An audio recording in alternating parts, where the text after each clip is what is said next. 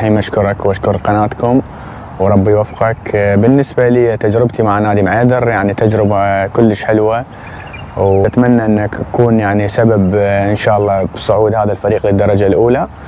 الفريق يعني إدارة الفريق يعني قدمت كل ما لديها لهذا الفريق من لاعبين من كادر تدريبي عالي. أتمنى إن شاء الله الموفقية لأخوتي اللاعبين الكادر التدريبي، للإدارة اللي ما قصرت بكل شيء، إن شاء الله نكون عند حسن ظنهم، وإن شاء الله الصعود إلى الدرجة الأولى. الفريق الآن يعني الحمد لله والشكر الفريق الوحيد بالدوحة يعني ما عندنا أي خسارة الحمد لله والشكر، يعني الدرجة الأولى والدرجة الثانية ماكو أي خسارة. إن شاء الله نتمنى هاي الانتصارات تكون إلى نهاية إن شاء الله الموسم، وإن شاء الله الصعود والتتويج إن شاء الله للدرجة الأولى، وفرحتنا تكون مع الإدارة واللاعبين والكادر التدريبي. وكادر التدريبي يعني ما قصروا بكل شيء، كادر التدريبي على عالي، ولاعبين وكذلك يعني ما قصروا بكل شيء يعني بصراحة بهذا الفريق يعني، ويستحق هذا الفريق أن يكون بالدرجة الأولى. همام أكيد تابعت كأس الخليج 25 في البصرة وفوز منتخبنا الوطني بهذا اللقب بعد سنوات طويلة، كيف تنظر لهذا الفوز وكيف تابعت البطولة بشكل عام؟ والله شوف أنا بالنسبة لي فرحت لأخوتي اللاعبين، الكادر التدريبي يجوز جديد يعني تجربة حلوة تكون مع كادر تدريبي جديد وتتويجه بالبطولة كأس الخليج. كأس الخليج يعني غني عن التعريف، أشكر كل كان يعني عامل على هذا الإنجاز والمحفل الدولي اللي صار بالعراق وفي مدينة البصرة.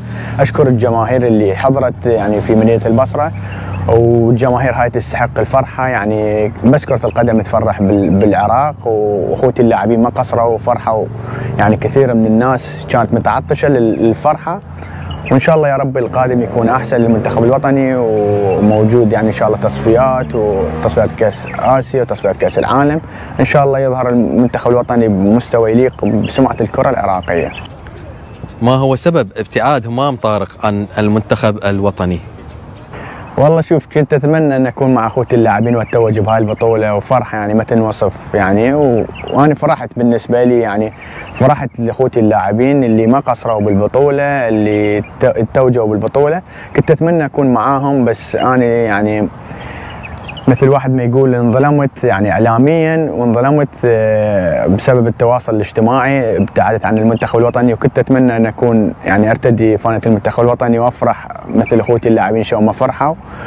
بس ان شاء الله يا رب نقول القادم يكون احسن وافضل ان شاء الله. اتمنى ان توصل الرساله هاي اللي يعني هواي مسؤولين يعني بالاتحاد العراقي يعني ينظرون على همام، وما اعرف بالنسبه لي كادر التدريب يعني علم بهمام يعني وين يلعب، يعني كان يلعب بالمنتخب الوطني.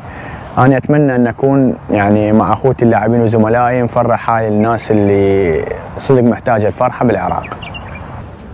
عندك فكره عن الجهاز الفني لمنتخبنا الوطني ومتابعته للاعبين المحترفين في الدوري القطري وفي الدوريات الاخرى اضافه الى اللاعبين الموجودين في الدوري العراقي؟ والله شوف بالنسبة لي أنا ما عندي أي معلومة يعني، قلت لك أنا يعني الإعلام يعني فترة هاي اللي شوية هاي السنة والسنة اللي راحت يعني ما أشوف يعني إعلام يعني مسلط على همام أو على أخوتي اللاعبين. يجوز أخوتي اللاعبين هواي انظلموا يعني، موجودين بالدوري القطري وبالدوري السعودي بالدوري الإيراني، يعني هواي لاعبين انظلموا.